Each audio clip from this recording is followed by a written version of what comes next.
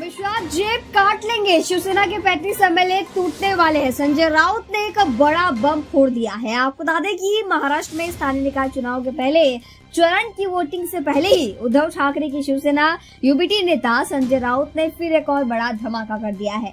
Health break के बाद लौटे राउत ने महीने भर बाद प्रेस कॉन्फ्रेंस में दावा किया कि उन्होंने हमारी जेब निकालने की कोशिश की थी और अब शिंदे की जेब भी काटी जाएगी। शिंदे के 35 विधायक टूटने जा रहे हैं। राउत ने यही नहीं रुकते हुए ये भी कहा कि रविंद्र चौहान स्टेट प्रेसिडेंट है, उन्हें इसी मकसद से अपॉइंट किया गया है ताकि वो सबके पार्टी को तोड़े। एक तरह से राउत के इस बयान ने पूरे राजनीतिक माहौल को हिला कर रख दिया है। राउत के दावे के साथ एकनाथ शिंदे महायुति में आरोप प्रत्यारोप का दौर भी काफी ज्यादा तेज हो गया है। राउत ने ये दावा किया है कि अब एकनाथ शिंदे के 35 एमएलए जल्द ही टूटने वाले हैं और ये काम भाजपा का है। भाजपा तोड़ो जोड़ो पार्टी जो है बन चुकी है और सिर्फ अपने सहयोगी दलों को सबसे ज्यादा इस समय नुकसान पहुंचा रही है। अमित शाह जेब काटने लगे हैं और ये जो पूरा बयान है इस समय काफी ज्यादा सुर्खियां बटोर रहा है। सुनिए उन्होंने क्या कुछ कहा।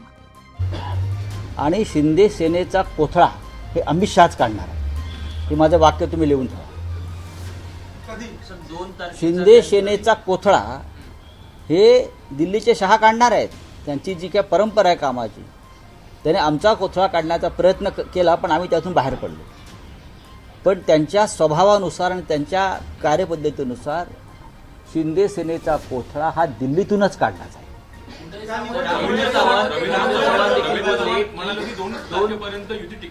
आणि मी हे तुम्हाला आता सांगत नाही, गेले वर्षभर सांगतो यांचे 35 आमदार फुटणार आहेत।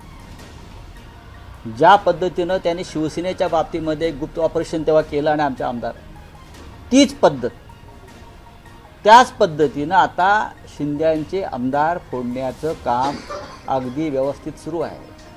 रवींद्र चव्हाण हे भारतीय जनता पक्षाचे प्रदेशाध्यक्ष आहेत, करेक्ट, कोकणातलेच आहेत आणि डोंबिवलीचेच आहेत। त्यांची नेमणूक खास त्यासाठीच केलेली आहे डोंबिवलीतून। ज्याला राजकारण कळत आहे त्यांनी ते राजकारण समजून घेतलं पाहिजे। आणि जे आजच सामनाचा अग्रलेख आहे, जे रवींद्र चव्हाणांचं वक्तव्य आहे 2 तारखेनंतर, आणि तुम्हाला आठवत असेल मीही वारंवार तेच सांगत होतो, डिसेंबर नंतर बघा काय यांचा कोथळा। यांना वाटत असेल की दिल्लीचे 2 महान नेते आमच्या पाठीशी आहेत, ते कोणाच्याही पाठीशी नसतात। हिंदुहृदय सम्राट बाळासाहेब ठाकरे यांनी अमित शाह आणि नरेंद्र मोदी यांना बरं का नियमबाह्य मदत केली कायद्याच्या बाबतीमध्ये, इतर बाबतीमध्ये, तरी त्यांनी माननीय हिंदुहृदय सम्राटांच्या शिवसेनेच्या पाठीत खंजीर खुपसायला मागे पाहिले नाही। तिथे शिंदे कोण? शिंदे तर त्यांनीच पाळलेलं। तुमचं म्हणणं की महापालिका निवडणुकीच्या आधी हा पक्ष कुठे? बघ, हा पक्ष त्यांचा फुटलेलाच आहे, पक्ष फुटलेलाच आहे, हा त्यांचा पक्ष नाहीच आहे। तो अमित शहाने निर्माण केलेला एक गट आहे, हा अमित शहांचा पक्ष, हा शिंदेचा पक्ष नाही। माझी शिवसेना खरी आहे का हास्यास्पद नाही का हो? कसली यांची शिवसेना? याने कधी शिवसेनेला जन्म दिला? याने काय शिवसेनेसाठी खस्ता खाल्ल्यात?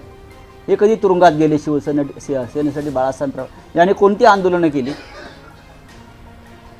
माननीय उद्धव ठाकरे यांच्या नेतृत्वाखालची शिवसेना महाराष्ट्रामध्ये आजही मजबूतीने उभी आहे। पैशाच्या ताकदीवर निवडणुका जिंकणं म्हणजे लोकशाही नाही। याला आम्ही लोकशाही किंवा राज्य करण्याची पद्धत मानत नाही। एक मंत्री म्हणतो आमच्याकडे नगरविकास खातं आणि भरपूर पैसा, याचा अर्थ निवडणूक आयोगाला कळत नाही, फडणवीसांना कळत नाही।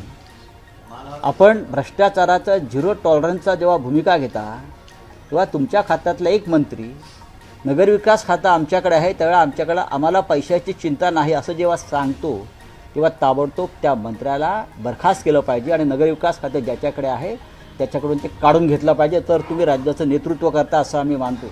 आम्ही यशवंतराव चव्हाणांपासून नेतृत्व पाहिलेले आहे त्या राज्यामध्ये, संस्कारी, संयमी आणि सुसंस्कृत नेतृत्व काय असतं। माननीय शरद पवार साहेबांपर्यंत, मनोहर जोशींपर्यंत देवेंद्र फडणवीस यांच्याकडनं अपेक्षा होती, पण ते त्याला अपयश त्यांचं आलेलं आहे। फडणवीसांनी शिंदेला सांगितलेलं होतं जेव्हा